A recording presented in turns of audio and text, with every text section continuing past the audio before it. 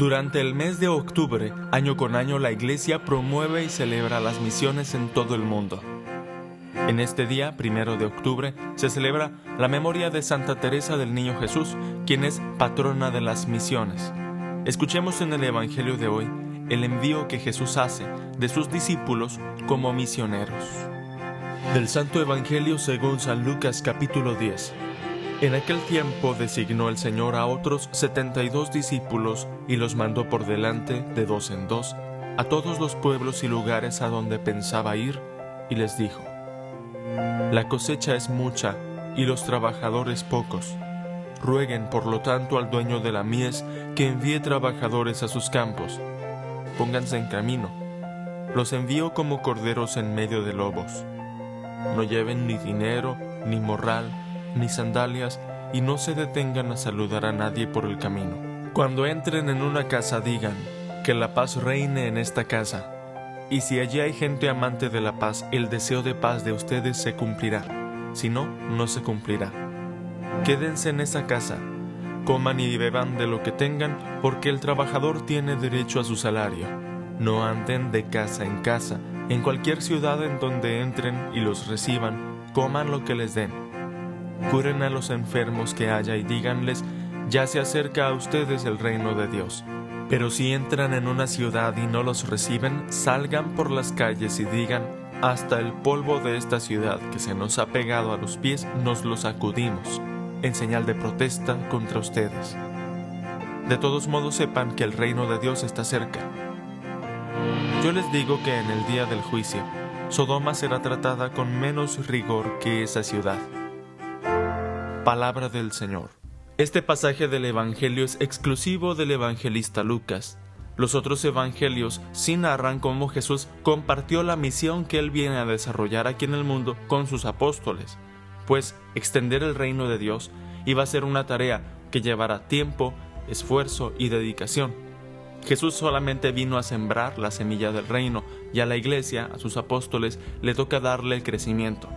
Es interesante cómo Lucas habla de 72 discípulos que fueron enviados por Jesús para anunciar la buena nueva del reino y también para llevar el don de la salud a quienes estuvieran necesitados. El enigmático número de 72 discípulos parece guardar un paralelismo con aquella leyenda narrada en la carta de Arísteas, documento del siglo III a.C., en la cual se narra que el rey Ptolomeo II Filadelfo, monarca griego de Egipto, pidió al sumo sacerdote de Jerusalén que le enviaran traductores de los textos sagrados de los judíos, y así 72 sabios fueron enviados, y a estos sabios los pusieron a traducir los textos separadamente, cada quien, y cuando al final reúnen todas las traducciones tienen escrito exactamente lo mismo. Esto simboliza que a pesar de las diferentes lenguas, la palabra de Dios, el mensaje de salvación, sigue siendo el mismo, uno y único. Por estudios especializados sabemos que la génesis de esa traducción de la Biblia del hebreo al griego, que se llama ahora la Biblia de los 70, se fue dando a lo largo de varios años y siglos con el fin de atraer a las comunidades de judíos que habían nacido en el extranjero y tenían lengua griega, pues atraerlos a las materias y cuestiones de fe. Pensemos en el caso particular de algunas familias latinoamericanas que emigran a los Estados Unidos de Norteamérica o a otros países que no son de habla hispana. Sus hijos tienen ya una lengua de nacimiento, una lengua escolar, una lengua pública de inglés, de alemán, de francés, de italiano, y ya no hablan la lengua materna con la fluidez que sea necesaria.